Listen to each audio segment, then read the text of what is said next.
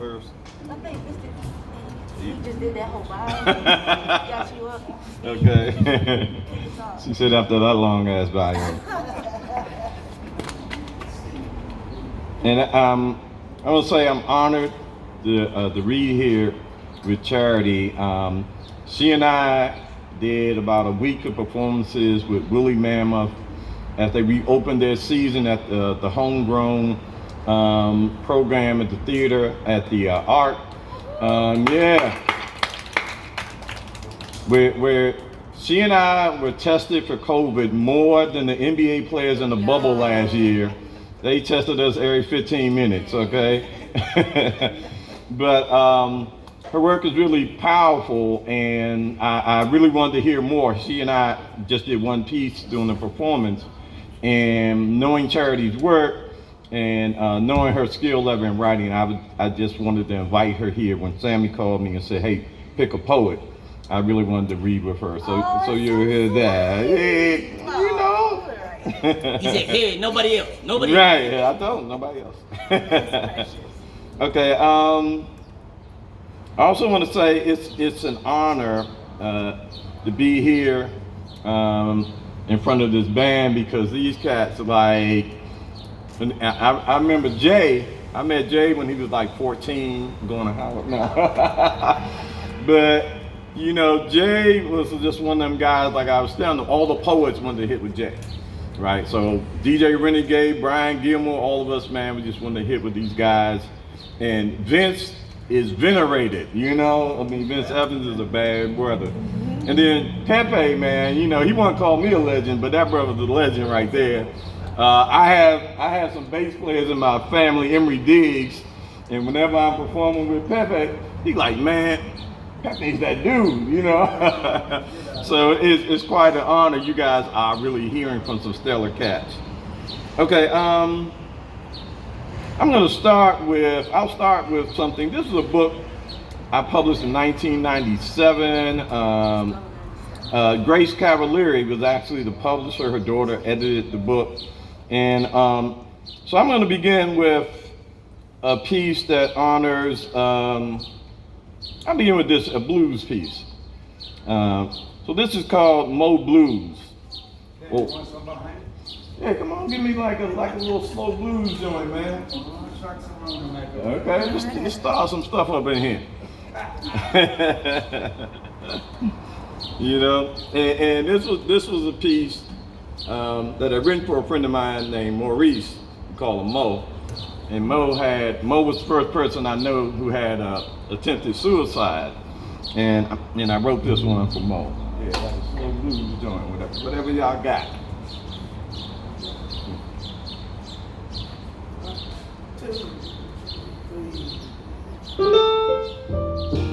Sir. Love is tenuous, a soap bubble in a briar patch. You must learn to weep naturally in the face of pain, like notes conjured from black hands in delta sunlight.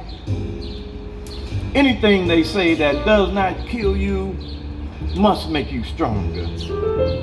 I mean, brother, if she guts your chest, stealing your heart, bloodstains marking her exit south, do not flail and fall out as if muddy waters never existed. There is philosophy in the legacy of guitar men with love-beaten voices. I mean, if she departs with your dividends and leaving you with only a boot and a shoe, put the hoodoo on her ass, courtesy of John Lee Hooker. Howlin' Wolf got a black spider bone for women like her. I mean, you can also Bobby Blue Bland the chick. Be smooth in your hurt. Go ahead, flash a harmonica smile. Hide your pain beneath a riff that sound like steam engines riding the rails. 'Cause love is tenuous, an ice cube in hell. If she does you wrong, put on some Jimmy Reed, listen to his foot patting like rain on a tin roof. And for God's sake, live. Right? Come on. Hey, there you go. I know, right? Okay, this is one, I'm doing some retro stuff here. So, this is from, so we were anti-Iraqi war activists back in the day, and we remember that there was one of the senators had called for the draft in the middle of the restoration of the draft. Anyway, so I wrote this piece. This is a couplet, an invective, and the piece is called Snooky Johnson Goes Down to the Recruiter's Office Near Benning Road and Starts Some Shit. It was right about the time they started drafting for the Iraq war. Snooky came to sign up, but he didn't walk through the door. Instead, he leaped like a madman through the plate glass and kicked the recruiting sergeant in his no-good ass. He said, I want to go to the desert, kill me some Arab chump, drink his hot blood like water from a barnyard pump. I want to get bit on my nose by a scorpion with a bad attitude. I want to smoke 12 packs a day and eat snake heart for food. I want to drink poison gas with a side order of sand and dance with a nuclear missile while digging a junkyard band. I want to jump in the oil well and get real slick, then have me a party with some of them Muslim chicks. Cause I'm Snooky Johnson from a bad neighborhood, and when I get sized up, I don't mean nobody no good. So sign me up, Sergeant, and sign me up fast. I'm just raring to kick me some motherfucking ass. The sergeant looked at Snooky with nothing but disgust, knowing he was the kind of brother can't nobody trust. He said, you too damn crazy for the military. The sergeant said with a frown. Snooky handed him a piece of paper and said, yo baby, write that down.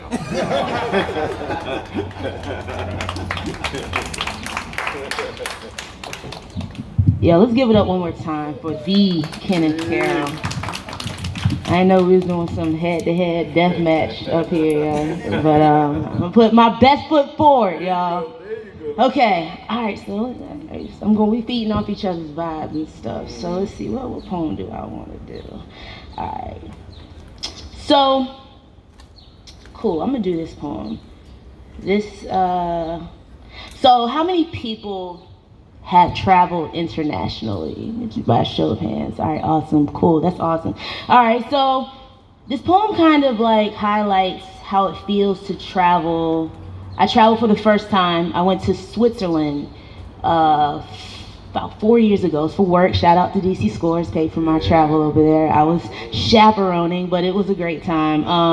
I was there with a couple other kids that were traveling from 7 different countries from across the world. The whole concept was this documentary. They're gonna get 7 kids that played soccer and make them play soccer together and practice together and then play against another team to show that soccer is its own language. It was awesome, it was beautiful. So I was there chaperoning the youth that was part of DC Scores. And I realized that you never really know how American you are until you travel overseas. And so I realized that quickly, just catching on to different things. But then I realized you never really know how Black an American you are until you travel overseas. And it was interesting because there are other folks that identified as Black but were from different areas, and their experience made me realize that this Black American experience is very specific. It's very much so here, and it's hard to kind of relate to other folks, no matter what color your skin is, when your lived experience is so specific and is almost sometimes unbelievable. So I call this poem Swiss African American. By the 3rd day I was on travel for work in Switzerland, I realized that I was not from the US anymore. Out of the 11 chaperones, the 4 of us, 2 from the US, 1 from London, the other from Trinidad, the only Blacks gathered with spirits and smokes, the rest were asleep. And we slipped away into an alley as dark as us next to the cheap hotel that we were staying in, and we drank Genevan beer and Genevan champagne. The girl from London, beautiful like an Egyptian goddess, after a few sips and laughed from liquor courage, felt comfortable to be honest and curious. She asked, excuse my accent, I just could not imagine being black in America. Like, it sounds terrible. Like, really, really terrible, like horrible. Like, how does it feel to be black in America? The guy from Trinidad, tall, strong dad, looked up at me and the other guy from the States, eyebrows raised, arm folded, the air grew thick, filled with a long pause as if they were in awe or concerned of this foreign black experience, anticipating an answer real quick, like, what they see about us on the news is just a horror flick. But wait, I was confused. In London, doesn't racial profiling exist? Isn't there a movement for black people to resist? Is the work of a black person's life on this earth not seen or deemed as black magic or a curse? Is Black Lives Matter not a statement that you must insist, the two of them? So calm, so not on edge, so not like us, like our kind of black, like a black person from the U.S. They did not glance over their shoulder in fear of a gun in a holster. Did Trinidadians not speak gun shells? Did they not interpret systematic oppression? Did they not suffer from PTSD, depression? Are they not glued to the news like an uncontrollable obsession, wondering what triggering Black Death videos will pop up on my screen today, or what police officer that killed an unarmed black citizen would just get a slap on the wrist and walk away? I wonder how they felt on their flight to Switzerland. Were they as nervous as us? Passports gripped in the clutch. Hey, I told the other guy from the U.S., pull up your jeans and make sure your shirt is tucked. We don't want to come off too black, too hype, too lax, too rash. You ask, how does it feel to be a black person in America? Think literally, habitually, a nation stripping the soul of your character. Think red, white, and blue, and red blood of our ancestors drenched in his soul. White guilt, white privilege, white flight, gentrified, white villages, white lies. The forced pilgrimage of black bodies across blue seas, reaching to the blue skies, feeling blue, hoping for answers of players, blue lights, blue police uniforms, unified and utilized to terrorize blacks. Shoot us and wipe the gun clean. Place it next to our corpse and claim it as suicide. Trust me, believe me, what you see is the crook. What you see on your TV is really as bad as it looks. Innocent folks dying and murderers get left off the hook. So I use these poems as scriptures, testaments, since my history gets erased, flipped, twisted, and rewritten in books. So to answer your question, sis, how's it feel to be black in America right now? Oh, girl, it sucks. All right, cool. Not all my poems are that. But I mean, you started with that energy, you know what I'm saying? I'm just trying to match you, you know what I mean? All right, cool. So this next poem. All right, who all saw Black Panther? I was about to say, everybody's hand better raise in here, because you are not American if you did not see that. No, in real life. So yeah, Black Panther was lit, right? How long ago was that when it came out? A minute ago, right? So I remember when it came out, it was just, everybody was so happy. I mean, dashikis everywhere, you know, we lighting up the movie theater, we taking all our own shit in there. It was just amazing to see how black excellence was in that moment and how empowered we all felt, especially the black community.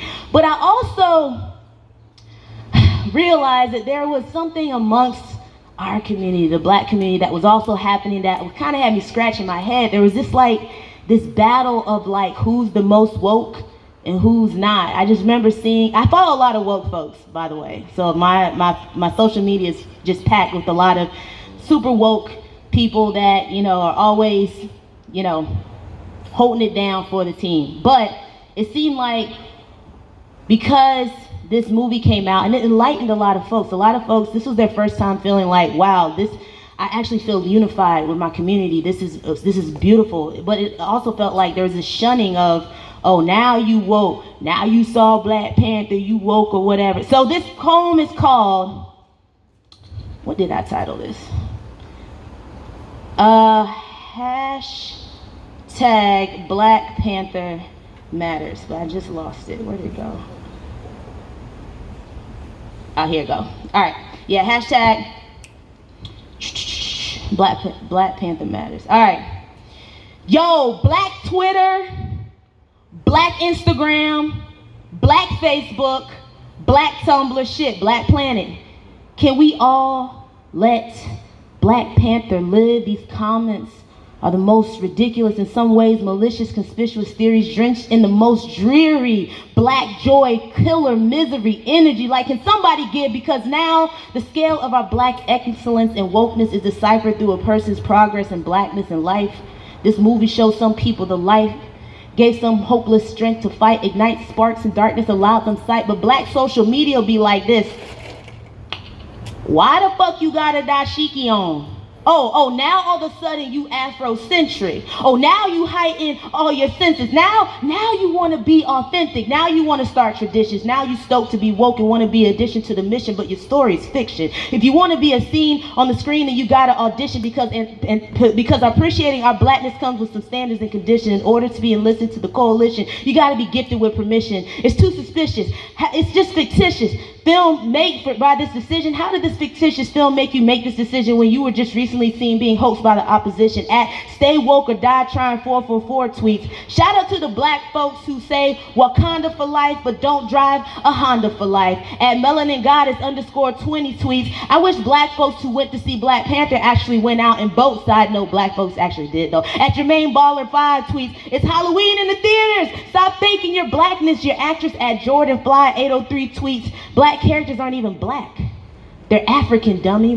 They're like, how dare you? Didn't you take classes and gain access in college to knowledge of the African diaspora? Didn't you know that you're still a nigga? Why are you happy? Why are you celebrating? This is not your black joy. This is not your joy. This joy is sacred, precious to those. You're not black. We birthed it and lived it, and we must divide from you as if division amongst our community has not already been seen as a reoccurring theme, a theme of which can be seen in this very movie. Fact is that Black Panther marked a box office milestone, nearly $1.2 billion and counting, but not in sales because, including concessions. We brought our own food to the cookout, you know what I'm saying? Isn't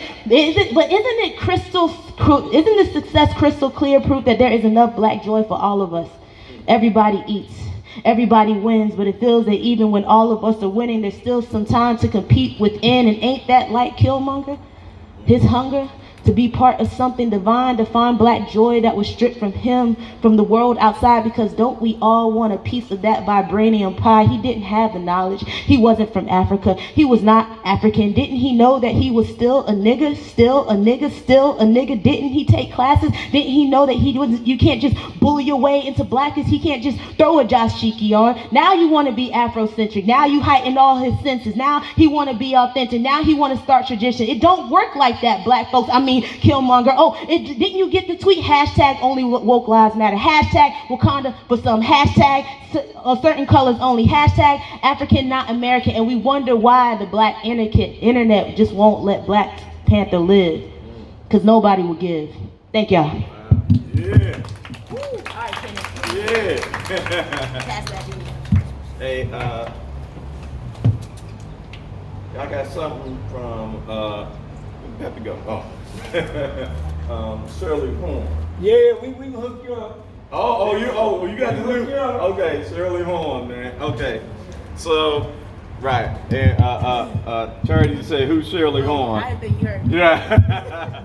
So Shirley Horn is this amazing pianist, singer from Washington D.C., and she was known for her ballads and these real slow, beautiful grooves.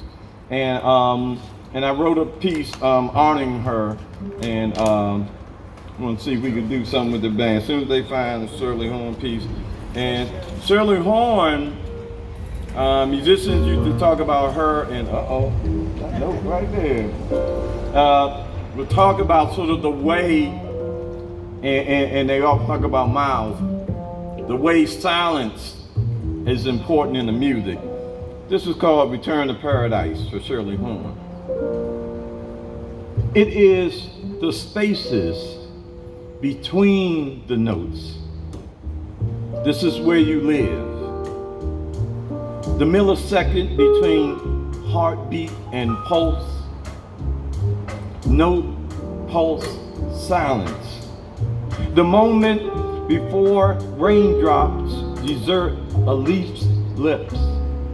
The distance between regret and apology. space and nuance. Your piano whispers love, then waits for your voice. You fill darkness with the echo of silence. Sister singer who song singes and softly strikes. Jazz greatest secret, a tradition of trio, the hushed conversation of new lovers. Strings strung like velvet caresses, knowing fingers, arpeggios along an awaiting spine. Your voice gleaming jewels in a diamond city, sensual as sin, sacred as sacrament. You are quietude, the perfect pitch, fanning discord in an unannounced breeze stirring in August.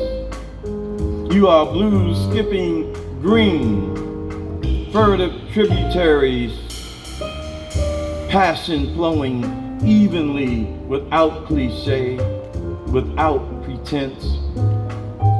Here's to your hands, the muted turn of pages, standards rendered as innovation, the reinterpretation of class. Quietly there, like a rainbow's sudden presence, swinging sun and water, chords bridging heaven and earth. We see you, Sister Shirley, reverberating warmth, note, pulse, silence. You play the space between our heartbeats. Each song your gift to us as you return quietly, softly to paradise. Keep that going, man. That's beautiful.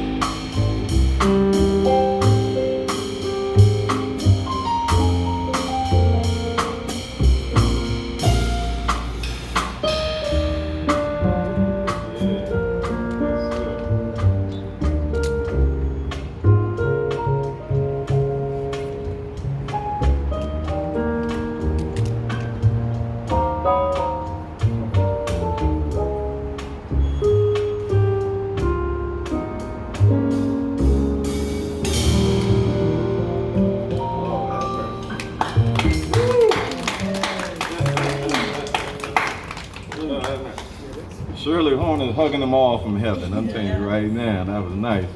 And then let me do something for my little round, something completely different. So, a little bit about this book, which is real funny. So the title is So What for the White Dude Who Said This Ain't Poetry. And of course, you know, So What is also a famous composition from Miles Davis. But like, a white dude really came up to me at a reading at on Connecticut Avenue, and it was one of my first featured readings. And he came up and said, "Hey man, I really enjoyed your reading, but I just wanted to let you know that if you use words like revolution in a poem, it's not poetry." And then I said, "Well, hey man, maybe it's just bad poetry." And he was like, "No. I take a literature class at Georgetown University, and my professor said it's not poetry." And you know, so that's why I came up with the title. Like, so what about you and your professor? But so that's where it came from. So a number of poems in here. Yeah, keep that going. That's Miles Davis. So what? One of the greatest jazz tunes ever. And so I'm gonna read a piece. I'm not gonna read that long ass piece. But so a number of pieces in this book are what we would call kind of invective pieces. And there's a piece in here, this piece called Laughing at You. And this is from another writer who I think I was in LA at the time, and I was reading a couple of Langston Hughes pieces, and my man walked up and said, you know, Langston is really overrated. So this is called Laughing at You, for a half-ass writer who thinks Langston Hughes ain't nothing. You think gasoline extinguishes fires. You think sand quenches thirst. You think you can catch the wind in your hands. You think Bessie Smith was just whining. You think Elvis was really the king of rock. You think Charlie Parker was just tooting around. You think James Brown couldn't dance. You think Aretha Franklin couldn't sing. You think castor oil and earwax taste good. You think the sun ain't hot at night. You think the earth is as square as your head. You think Columbus discovered Columbus Circle in New York. You think Joe Louis was a punk. You think liberation is just a state of mind. You think black women ain't beautiful. You think apartheid was just a misunderstanding. You think I'm taking you seriously. Harry, now, I just saw the wind running past you.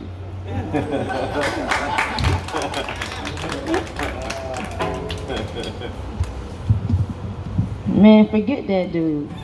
You know? What they talking about? What? Langston Hughes, how dare? I know, right? That is so disrespectful. All right, cool. All right, I'm gonna switch up gears a little bit. Yeah. So right up the street is my alma mater. I went to Trinity University, got my undergrad and master's from that college up there. And so this poem is kind of dedicated to my passions. Clearly, Hey, Sherry. Hey, Analysis. What? This thing.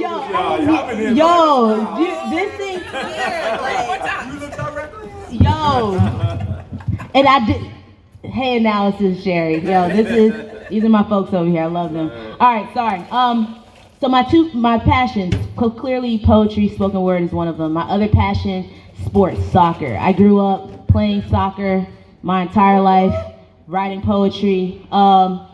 So this college up the street is where I really honed in my craft. I played soccer there, all 4 years I was there, and started poetry clubs.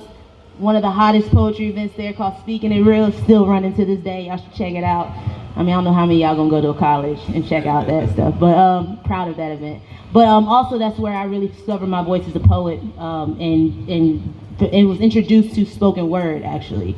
Writing poetry is one thing, but actually getting up and expressing yourself, taking those words off the paper and performing it, totally different thing. So this poem is dedicated to my passions, soccer and poetry, and the title of this poem is Soccer and Poetry. So hope y'all like it. Coming up in this world, I did not know that I would grow to be a fuse between the crafts of soccer and poetry, but I noticed the two combined have made what you know to be yours truly. Charity Blackwell, crafted from soccer and poetry. Soccer. Growing up, I didn't really look like much, too manly, missing the grace of the feminine touch. Tomboy with the chip too, from being too rough, left out of sleepovers, I wasn't girly enough for soccer. Soccer. Outside of family, I grew conscious of team, not necessarily blood related, but we got the same dreams. Blood, sweat, and tears, win by any means, poetry. In high school, I put the pen to the page, emotions engaged, happy or rage. I did it for the grade, but then in college, shit, I took it to the stage. And judging from the feedback, I guess my rounds are okay. Olay! Soccer in college, every moment on the field, adrenaline rush, ball and touch, every moment was a thrill. Winning enough? Games was luck, but we always showed up still learn that win or lose, you never pick or choose the option of giving up, moving up to the next stage. From college to profession, I coach soccer, taught poetry to kids with aggression towards society that even I can see tells them they are less than worthy or deserving, and other kids dealt the best hand. Soccer was the outlet, poetry was the crowd. When they said, hey, Coach B, I got something to say, I said, you better put it in your lines because I learned through your every action. You should share your very passion because fact, the impact on those you touch is everlasting. Everything happens for a reason. Every outcome has a cause. For a period of time, I had to resign and put my passions on pause. On July 23rd, 2015, my mother's body lay cold, dead at the scene. On September 21st, 2017, my father's body lay cold, dead at the scene. I mean, we knew they were sick, but the doctor said they'd be fine in due time. My child, patience is the golden key, but God called his angels home. This lonely feeling I never felt. The agony of sleepless nights, these cards I was never dealt. My conscience and my sanity, they was duking it out. Round for round, pound for pound, but never clear knockout. You should have paid more attention in CPR class. Why didn't you drive to the hospital fast when I tried to breathe life into her? She kept moving my hands. Why wasn't I strong enough to pin her body to the landing? See, these questions kept me guessing. I kept searching for my lesson, but this quest led to stress that made me feel more than less than the people around me dealt the best hands. Why me? Why now? I felt the creep of depression. I had to dig in my roots. Said girl with the chip too. When the world told her no, she still shot for the goal. I had to dig past my soul, past that crust that was stone cold to that warm core of poetry that grew to make me whole. I had to fight for my life. I had to write to see the lights at the end of the tunnel that seemed to be nothing but endless nights. I had to gather up my team, friends and family in the huddle, writing plays, finding ways to navigate through this struggle. So I write because it's therapy. My pen is always there for me and I fight. Because my team is strong, they help me move my weight along or carry some for me. For there is no I in team, right and fight. I see the light, my love, soccer, and poetry. That's that poem, y'all. Woo, get hot! All right. Cool. So this next poem, now I'm going to pass the mic on over to the legend over here. This poem's dedicated to my mother. So as I stated in that poem, I've lost, unfortunately, both my parents in the last 5 years. My mother 5 years ago, my father 3 years ago. And as was stated earlier in my long-ass bio, I learned a lot of lessons through memories. And I learned a lot of my gentle, loving lessons through my mother. My mother was a Cancer, super loving, super giving. Father was a Scorpio, super not loving, not giving. And I say that, hey, I'm a Scorpio too. This is like the first time this has happened when I say there's a Scorpio and we get love, because most of the time it's like, oh my gosh, yeah. Scorpios are great. We're great. Love us. So my father, so it was interesting to watch their dynamic. There's these two people who were polar opposites of the spectrum, were able to have this really beautiful balance. And my mother was the more loving, tender side. So I like to think a lot of my loving, tender ways that I do have are from my mother. So this poem's dedicated to her. It's called The Gift of Giving, dedicated to Mary Blackwell. Whew. All right. We're going to do you like this. All right. My mother used to tell me, Charity, you should give.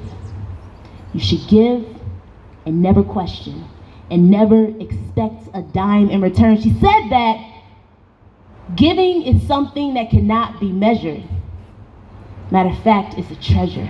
Something like a gift, because the gift of giving is an ancient tradition, a tradition as an extension from our ancestors, centuries and centuries of feeling helplessness while still graciously displaying selflessness. She said, baby, this world will eat you alive and tear away at your soul. So diligently and intentionally give the most when you feel whole. Trust me, I know she would tell me how our ancestors gave us hope when they escaped to the north, how Rosa gave us resilience when she refused to move, how James Brown gave us pride when he said, say it loud, I'm black and I'm proud, and the vibrant joy he gave us, the way he shuffled and jived over racism. You tell me about Malcolm and Martin, how they gave us strength and patience, calm yet anxious, how Langston paved the pathway to us exploring our biggest, richest, most ambitious dreams. You'll tell me how the Obama's nomination gave us validation that yes, we can and yes, we did. You and Pops did not see eye to eye on everything. I remember what you said to him that day when he asked you, as you rolled the windows down,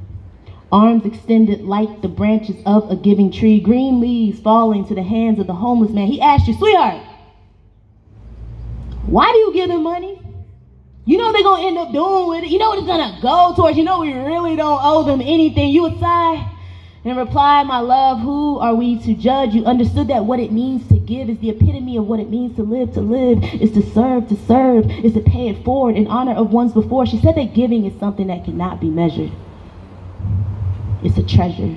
Something like a gift, because the gift of giving is an ancient tradition, a tradition as an extension from our ancestors. So I give like my life depends on it, as if my ancestors gave me the keys to the chains to unlock the block freedom that flows through my veins, as if Rosa gave me a seat at the front of the bus in the Jim Crow Ku Klux Montgomery heat, as if James Brown gave me his feet, choreographed my every move to continue to prove that even resilience can be wielded with a two-step Motown groove, as if Langston helped me snooze, manifested my dreams, gave me the beams of light and darkness that burst at the seams, as if my mother named me Charity, which means love, or the act of giving to those in need, as if it's apparent that my parents gave me the foundation to serve, to observe the absurd, and give back to those who deserve more love than what the world's given them, because life's thrown them to the curb. So I bless them with these hands, this knowledge, or these words. So I give like my future depends on it, even if giving takes its toll, because you said, baby, this world will eat you alive and tear away at your soul. So diligently and intentionally give the most when you feel whole, because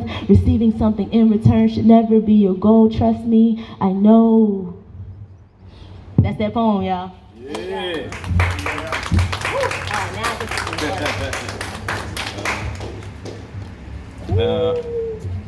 So vibing off of Charity, I'm going to do this piece for mothers. I grew up about a half mile from here in a public housing community. So this was for my mom and the women in our community. It's called Montana Terrace, Progression to Natural. In my neighborhood, mothers were mountains, their jagged hearts climbed by children and husbands seeking elevation. Mothers were mountains, weak men with selfish intentions chipped away at their souls. Blasting caps of government policies shook their foundations. Bearing the load of family, they carried a race on their backs, a steep ascent to destiny. In my neighborhood, mothers were mountains. I have seen them crumble and become women and love them still. All right. Yes. Come on. Hey, you Yes. know the Rascals brewing on a Sunday afternoon. Anybody know that? You know, on a Sunday afternoon. Don't worry.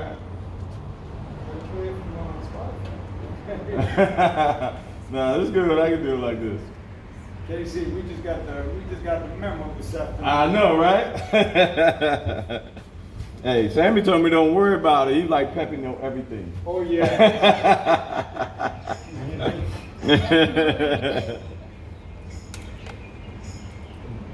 Yeah, that's dude. So, again, Charity was talking about her parents, and 7/22 was my father's birthday, and so I did a what we call a suite for my father. Hey, you know James Moody, Last Train to Overbrook? You might know that. Yeah, when he called that one, man, I knew it. Yeah, that was one of the Moody's. Yeah, that was one of his top. That was on the album when Eddie Jefferson did the Summertime piece on it. Mm-hmm. Yeah, yes sir. Anyway, so this was a piece called Son's Days, and on Sunday my father would always take us to the park over in Southeast, and we'd walk down to the park. So this was a suite done in 3 pieces where I talk about sort of early remembrances of my father, and then the period when he became an alcoholic, and then the period where he kind of comes through that. I'm only going to read the first piece just to dedicate it to him. And the reason my father's not here today, because on Sunday, Sound of Surprise and Latin Flavor comes on WPFW. He's not leaving that radio, okay? But so this is for my father. Our Father who lives in Congress Heights housing project and goes to work early in the morning, hallowed be thy name. Big hands polishing brown morning faces with black night hair grease. My father gave seams to our shiny heads. Our faces shone like new copper pennies. Next door, Mr. Earl's Hi-Fi gave rhythm to the day with grooving on a Sunday afternoon. To the ball field with Daddy, where the men of working class celebrated mass in Bermuda shorts, torn t-shirts and folding chairs, plastic shot glasses, cup cheap anesthetics. Broad smiles and genuine deep voice salutations echoed from friends and brothers. Clouds frolicked across blue canvas skies. The day bulged with the sound of sons and fathers and love. My father gave us these days, and we took them like loose change from God. His shirt open, handkerchief dangles from his back pocket, and 3 minute images trying to imitate his walk, his life, wanting to be daddy and wishing before it starts that Sunday never ends. Rolling, wrestling, reveling in the grass with my brothers while my father stood over us silently, like all outdoors, like everything. I looked up and saw the clouds racing from my father's lips. The treetops wrapped themselves around his neck like a green collar, and the sun was but the reflection of our love in his eyes. My father's hands cut through heaven to lift us, to make us men, and we rolled daddies back to manhood and dug the smell of dime store aftershave on his neck. In my father's footsteps we headed home, a blue-orange sun cool on our tails, our eyes bid a reluctant goodbye to the day. My father gave us these days in a silent way, and we took them like loose change from God. Thank you. What about Trains, Alabama? Trains, Alabama? Yeah, Alabama. Remember he did the piece on the 4 girl and girl? Alabama. No worries.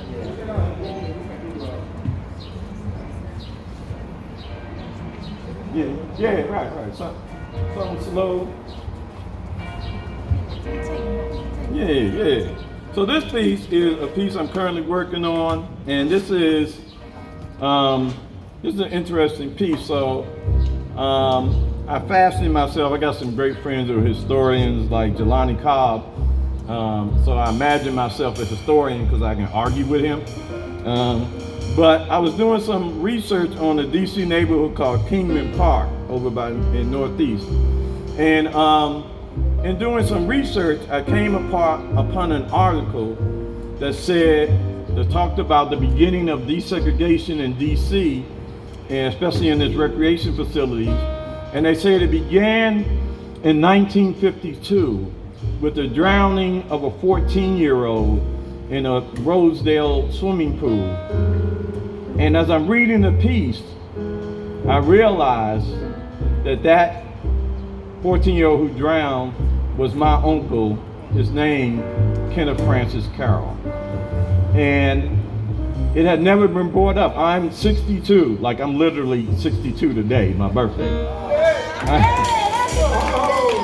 Yeah. So dig it, I'm 62, and that had never been shared with me. The person who I got my name from and who I named my son after, we never knew that story. But his death in '52 led to the full desegregation of DC recreation facilities at that point. So this is a piece to honor him, and it's called The Jim Crow Drowning of Kenneth Carroll for Uncle Kenny. Pressed up, you country boy, Croom, Maryland, farmhand, sharecropper's grandson. Tobacco and pig's guts haunt the breeze. Grandpa Diggs, former slave, but drive you like sane, all for the white man who spends his days at the racetrack, the privilege of slavery's residue. 22 miles between DC and the back of this mule, between this plow, this field, and tales of colored neighborhoods called Kingman Park. Your mother's new home, a light. The deed reads Mary Ellen Carroll, 1653 Kramer Street, Northeast. You in DC. It's sweltering heat make a farm boy ignore Jim Crow squawking.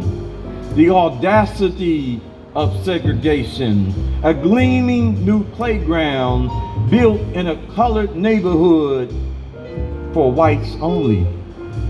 No signs needed, just tradition, a watchman instead of a lifeguard. Your face above grandma's mantle, smiling, cherubic, Sam Cookish, suit and tie, 14 and cocky as Emmett Till in Money, Mississippi in 1955. But it is 1952. And you know emancipation as a basement, a front porch, Negro parents with government jobs, pretty black girls, your daddy's sedan, a reunited family near the murky Anacostia. You say, ain't no white folks about to keep me out that pool. You laugh. You thinking that shimmering water and the gleeful splashing and laughing of white children is supposed to be your joy too. How is you, born black and beautiful, supposed to accept this outrage, this obscenity, asserting inferiority? So you plotted, your home a stone's throw from the swimming pool, trunks under your jeans. Mama thinks you're in the basement. Harry now, my namesake. You climb 2 fences, tall as segregation's lie. You faster than your friend Clarence. The surface like diamonds, like the city. In the dark, reflected streetlights remind you of waves. You rise up at pool's edge, hurl yourself in the air, anticipate the cool suspended merriment. The splash can be heard in the tobacco farms of Croon, Maryland. My daddy, your brother, begged the watchman to save you. Your body an anchor in 7 feet of water. Save him yourself, called the crow. The obsidian waters would not release you. Its embrace became a tomb, lungs chlorinated and full.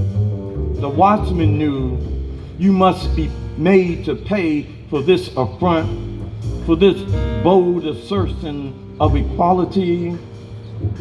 7 years later, I am christened with your name. Your smile adorns grandma's mantle, an altar shared with Jesus, soon to be joined by martyrs John and Martin and Robert. I stare into your face, and no one will explain how your name closes mouths and lowers eyes. Your absence is described as an accident, a tenebrous trauma as enigmatic as God's will. But I have come 7 years after Jim Crow held you under that water, punishment for escaping the plow and the burdens of your granddaddy's enslaver. I have come to resurrect your name. I have come, Uncle Kenny, Kenneth Francis Carroll, Saint of DC desegregation. I have come to save you. myself. Thank you.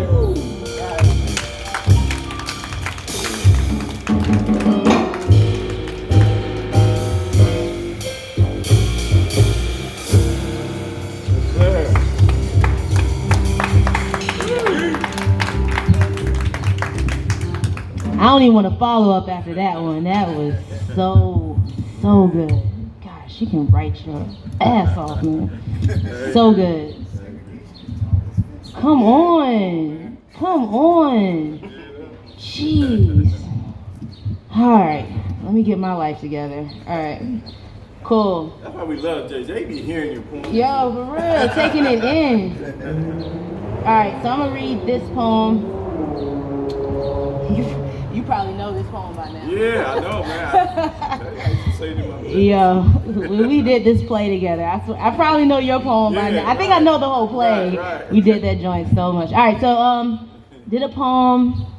Now we're on the road with family, right? So this poem's dedicated to my father. Okay, they got my mom out the way. He gonna feel some type of way. I hear you, pops. I got you. So I'm gonna do this poem for him.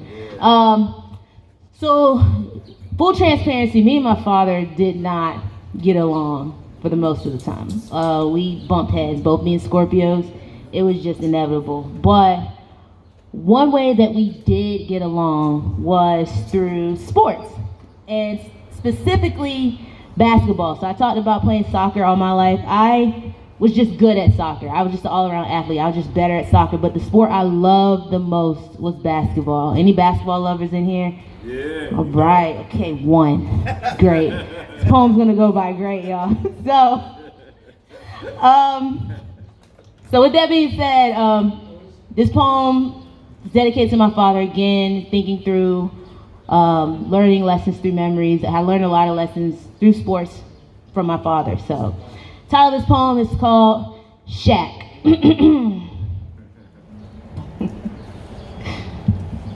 All right.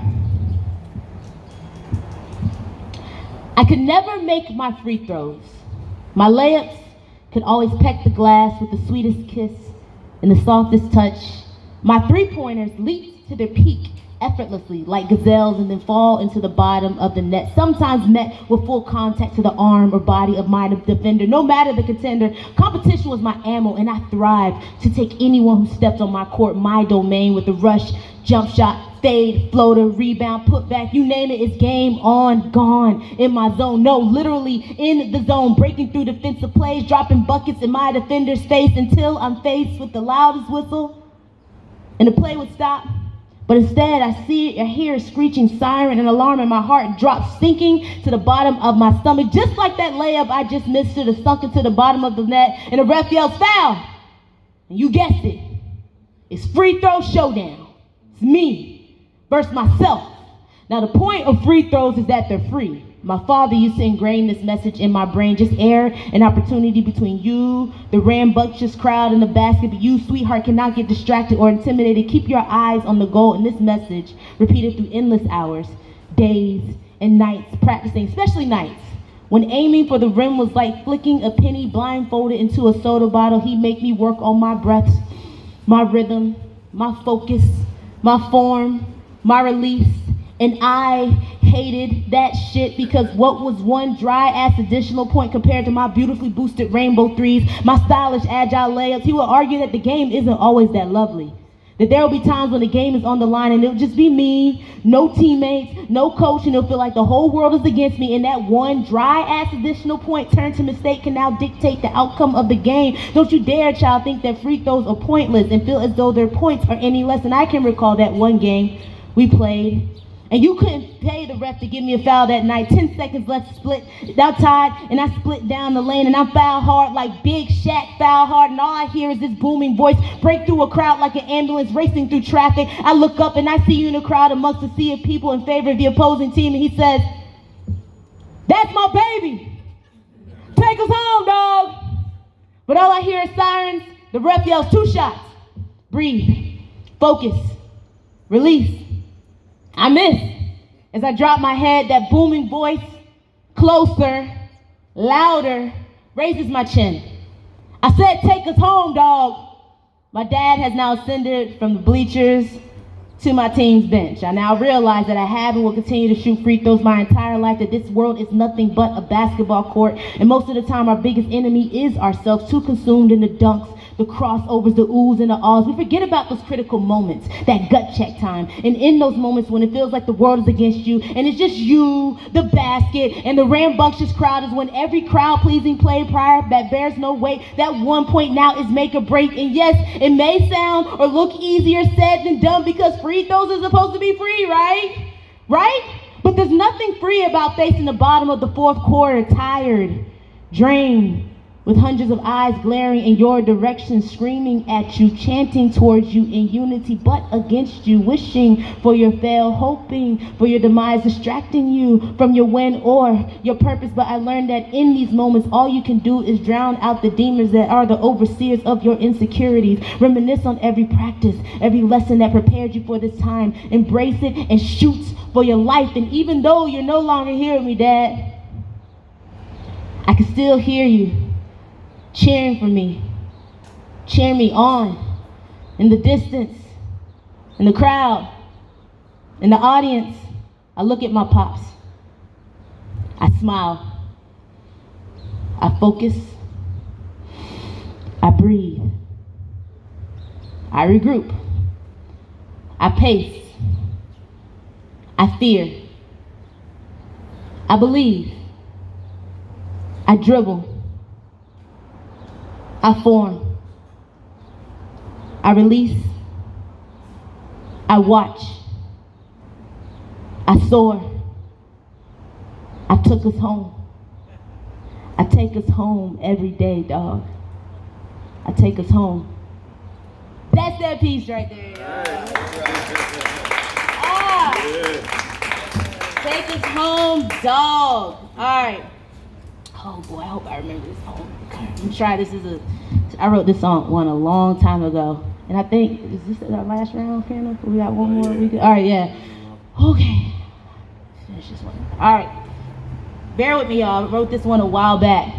Kenneth got me digging deep in my pockets today, trying to remember some stuff. All right. So this poem, I'm a big music lover. I love all kinds of music. My dad has his record collection, could put a lot of folks to shame. It's ridiculous. And I mean, I'm talking all genres: bluegrass, country, hip hop, classic, jazz, you name it. I'm into all of that. So I have a deep appreciation for music and how it shapes our lives, how it tells a story, how it moves folks, how it moves our spirits. And so this poem kind of talks about how music has impacted, my community, the Black community, and how it's kind of taken us on this journey and where the state of music is now and where it's going type thing. So, all right, poem's called Freedom Song.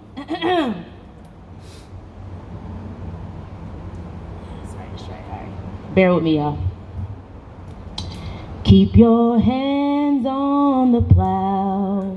Hold on, hold on. Keep your hands on the plow. Hold on, hold on, hold on, hold on. Keep your hands on the plow. Hold on, hold on, hold on, hold on, hold on, hold on. Hold on, because our ancestors used to sing with hope and anticipation. They bellowed songs in a cotton field, encrypted with codes for liberation in another language. See, these songs spoke in tongues, and they sung with every breath in their lungs, messages about rebellions and escapes to the setting sun. See, plantation owners and overseers will never believe this to be true. Black slaves using spirituals as means to construe messages about escapes. Just the thought was taboo, but they sung their way to the promised land with hope for me and you. Ain't gonna let nobody turn me round, turn me round, turn me round. Ain't gonna let nobody turn me round. I'm gonna keep on a walking, keep on a talking. Marching towards my freedom land, freedom land, freedom land, freedom land. Marching because our ancestors marched with dedication and anticipation that equality would sweep the nation. They would march through Jim Crow's trials and tribulations. They made the KKK swarm with discomfort and agitation through all the beatings, lynchings, killing and aggravations. Black souls sang and marched in peaceful retaliation. Black souls gathered as one without pause or hesitation, even knowing that death was a possible limitation. Now who will sing for us? When our community needs it the most, it seems as though all the freedom choir has all become ghosts. Now who will sing for us when most of our singers sing for lust or money or gold chains and the mighty dollar they do trust? Now who will sing for us when our brothers and sisters are dying, our ancestors push so we can move forth, but our music is reclining? We don't even sing no more. We like to do them dances and shit. You know, jujus and all them whips and nays and shit, right? Well, next time you whip, let's think about the whips that whipped our ancestors till daybreak, and they still saying, we don't even sing no more. We like to dab on them strong, drop on them, flex on them, make a dance for every song. But the songs our ancestors sang had no steps or choreography, only steps that were playing with steps linked to astronomy, like takes of steps in the directions of the shining North Star. There's no mastery of freedom, only sun shining from afar. No GPS, no Google Maps, no guidance from the Underground Railroad track, right foot in front of left, no convenience of a car, because we don't even sing no more. The songs of our ancestors had no steps or choreography, only steps that were playing with steps linked only steps we were playing with steps through racial inequality, and it's blasphemy how we can actually stand here and so passively allow our temples, our instruments be overshadowed by the trash we sing. 200 years ago, we had choirs in the field singing while tending to the cotton to yield. 60 years ago, we had choirs in the streets marching and singing with tear gas at their feet. Now it's 2021, and I'm still trying to find the right notes, but everywhere I look, it seems as though I'm singing with ghosts. I may be asking the most. But please help me do one thing. Let's all stand. Let's march. Let's sing for the coming free. Sing for you and me. Yeah. That's it, y'all.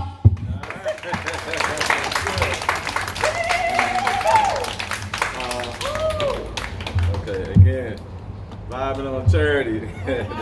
You got time for one more each. Okay.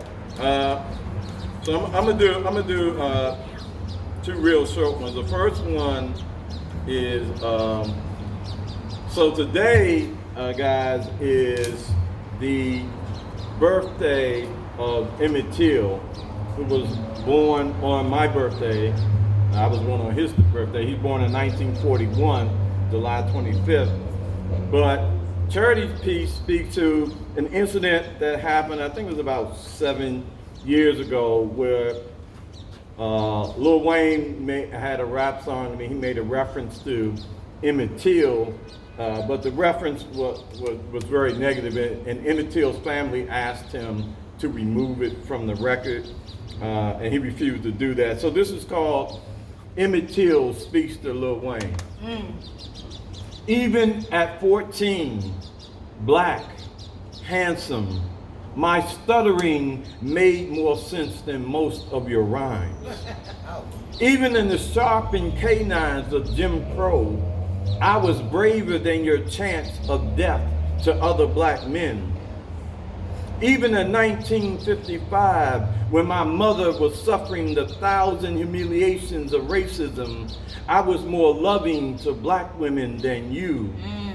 Even in the dark recess of a town called Money, I knew better than to make money my God or my guide. Even with the slobbering mob preparing to sacrifice me, I fought back, the crackers angry at my refusal to surrender to the lies of Mississippi. I was more thug than your inarticulation. Even when I was disappeared, my body a question mark, a riddle to be answered by a nation grappling with historic evil, I was more here than you are now. Even when they dragged me from the Tallahatchie River, my body weighed down by the absence of justice, my mother's tears rebaptizing me for eternity, I had more dignity in an ugly death than you in a privileged life. Even in a Chicago funeral home, my face a Dali painting, a disfigured crucifix, a tortured icon, a beacon for struggle, even my face unrecognizable to my family and the God that made me. I was more beautiful than your self-mutilation.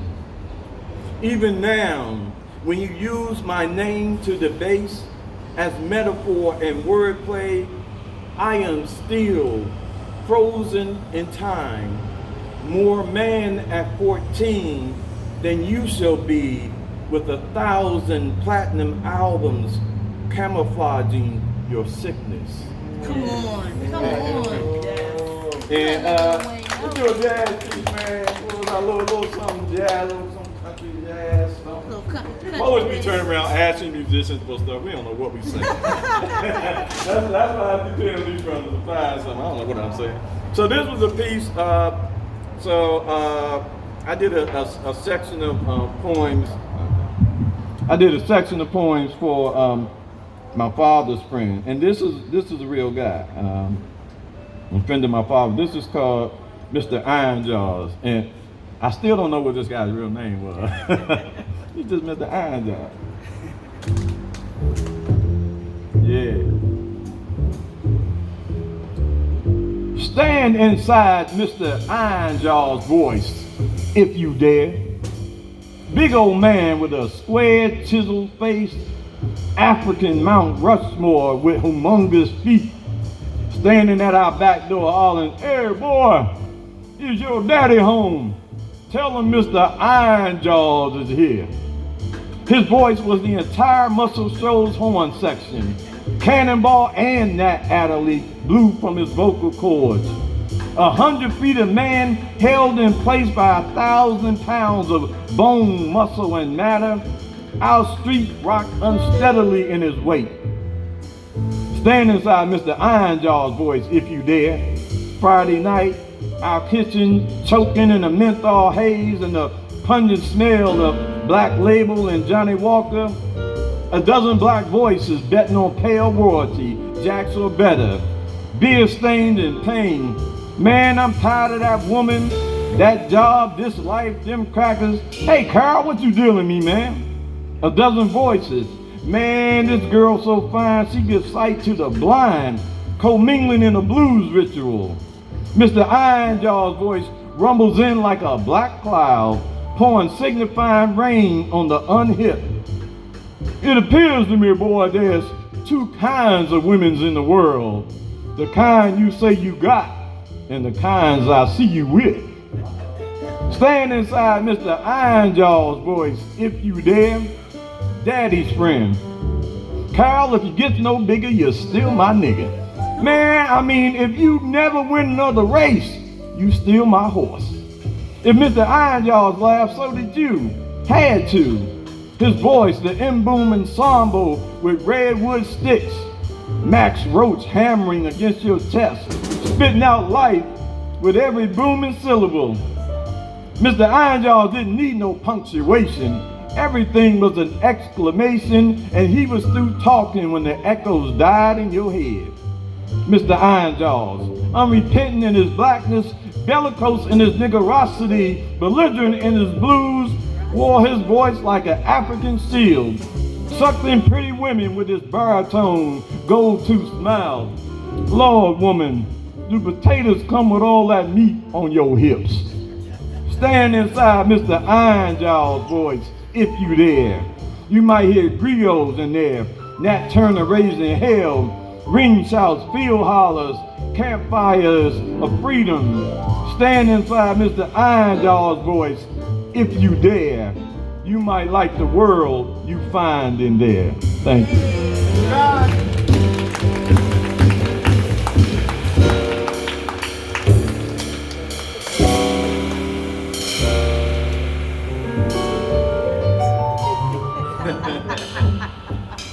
Yes, sir.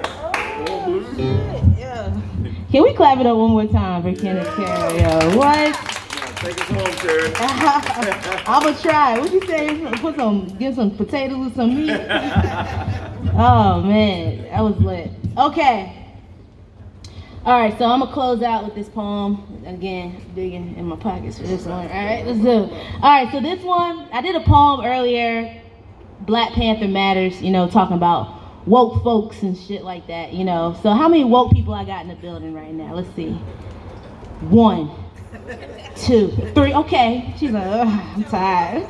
I'm tired. So that's the thing, right? We got a couple of people say they woke, but it's hard to be woke, right? It is tiring being woke. It's like, can I just go to sleep for a little bit? I'm just tired of as soon as you try to go to sleep, gotta wake back up. Something else done popped up, right? So you gotta stay awake all the time being woke. And that's just the unfortunate reality of being woke. And staying up to date with what's going on, trying to, stay conscious of what's happening in the world. So with that being said, shout out to all my woke folks, non-woke folks, non-woke matters. All right, so this poem is called Wokeness. All right. I feel like my hips just keep hitting on. All right. They say my folks is woke now, and I must proudly and loudly admit to say that I live in this day, in this age where my people appear to be out of our days, because we awake, y'all. And I once heard the rapper The Game say, sleep is the cousin of death, so my eyes wide open, because a dream is kin to your last breath, so we placed every bet into the betterments of our swag to blatantly display the transition from riches to rags, ice gleaming, cars beaming, head in the clouds. We stayed dreaming, sleeping while the rest of the world was woke. Infested in greed materialistically while our conscience was broke. But we woke, y'all. The dust has settled. The smoke is cleared. The veil of ignorance has been lifted. We see the greater picture now, and our focus is fully shifted, embracing our beautiful, bold blackness that the Almighty has given. Acknowledge our worth, our wit, our wealth, and realize that we're gifted, but our vision is vivid. But we're mad, we're livid. Vicious emotions erupt from being victimized by the world that we live in. But this is history on repeat, y'all. We just keep reliving the mission to uplift our community, to decrease the division. Just listen, for instance, and reminisce back in the ancient days of Timbuktu, when our ancestors were crowned kings, queens, scholars, even merchants too. The city of divine light, knowledge, hospitality brought to shambles by jealousy, greed, and irrationality. We gave birth to enlightenment, then gave it up for adoption. Implemented colors and shapes to an empty canvas, then gave it up at the auction. And while the rest of the world was enlightened by the power that we conceived, we were left with sleep as the only option. Slept walk on the slave ships, daydreamed through the middle passage, derailed from what we had been. Tragic nightmares turned to sadness, but even back then we had this flickering thing called light that would night in the depths of our souls, illuminating our sight, constantly burning and yearning for us to wake up and fight. So in the midst of the prickling cotton fields and the picking through the pastures, we woke up from enslavement from our masters. But then in the mid-1800s got comfortable, 40 acres and a mule, not back out to sleep and set the alarm on snooze. Because see, in this dream, the illusion of freedom seemed much better, because so we remained content with beatings, lynchings, tar and fetter, but that fire from within became a pot to a kettle, a burning reminder that kings and queens are never meant to settle. So we woke up from the ashes of burned crosses and bombed churches, began to integrate, discover flaws with the oppressive system, began to educate, recruited soldiers from within, began to populate, march through water hose, bombs, dog bites, began to congregate, and we made waves from the back all the way to the front of the bus. Jim Crow demolished and finished and diminished to dust, and our future looked promising, didn't seem so rough. So we sat in the couch of equality and closed our eyes shut, because Martin said to dream. And yes, see, this dream was even better than before. Oh, see, at least they took the colors only sign from the door. Shit, we can vote now. That's not a worry anymore, not knowing that we are approaching the calm before the storm, before the roaring of the thunder. Dozed off to a land of wonder. We casted ourselves into the deepest of our slumber, but they kept us knocked out. Thugged up to the jail cell, drugged up so we sleep well, corrupted our music just to abuse it so they can use it to make cheap sales, objectifying our women, demonize them. And we thought that keeping up with Kanye and Kim was time well spent, because this dream was dope. This dream was lit. This dream was too fucking legit. Cause see, at least I'm getting money, bagging all the bitches. At least I can say I'm stunting 100 likes to all my pictures. At least I'm popping bottle full throttle. I got all the liquor, fuck a shot. I'm drinking drinks to the head by the picture, but then our slumber was abruptly broken by the blast of gun sounds. In reality hit like 1,000 bricks that no amount of followers can keep us from being gunned down. No pair of Jordans can avoid us being chased or run down. No cash reward or materials we can afford seem to be that much fun now. Breaking news, we all still niggas in a white man's world. All we really got is us now. They dethroned us, then they owned us, picked us, then they lynched us, stripped us, then they whipped us, tricked us, then they dissed us. So now we discuss how we're tired of being treated with disgust, because this list of injustice continues as we sleep. Cause we realized we made our bed in the belly of the beast.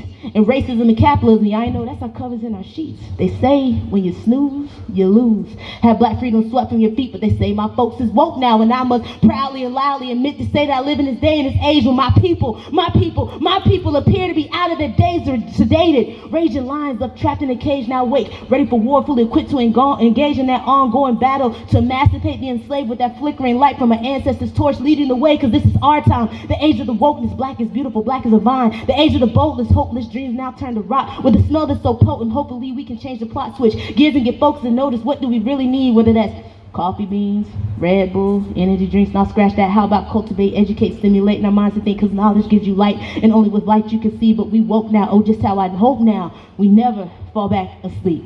Thank y'all. Yeah. Woo! Thank you. Mr. Carroll. Yes. Charity Yo, Black come on. Will. Hey, what? Thank you. Yes. All right, bro. Thank you for having me. See, I was right, wasn't it? Conscience, rhythm, presence, power, rhythm, guidance, more rhythm. So I got some PSAs to give. Saturday, August 21st, closing for the current exhibit will be on that day.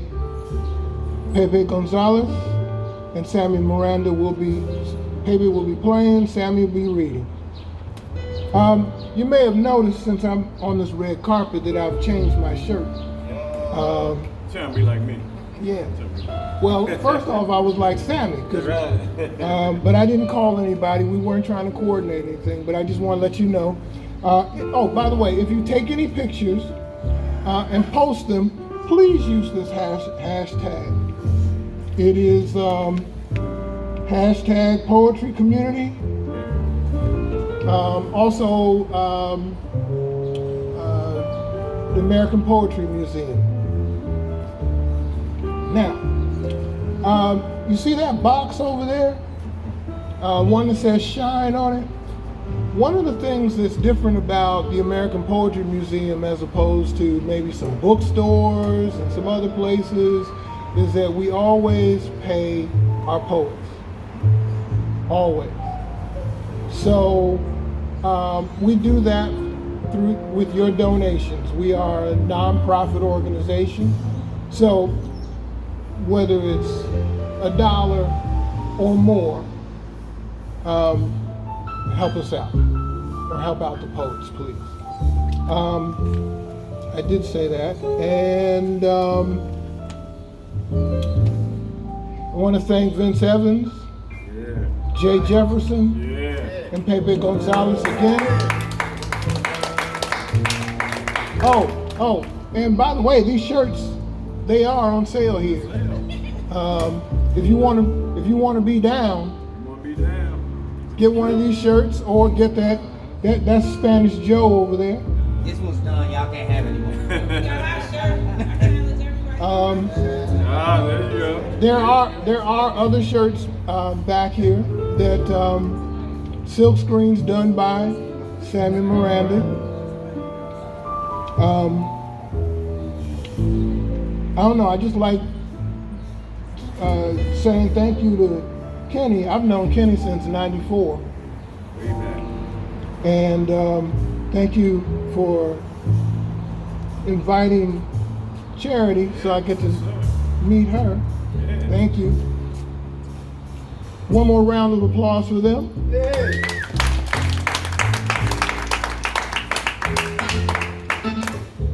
I'm Brandon D. Johnson, and this is the American Poetry Museum. Thank you. Thank God.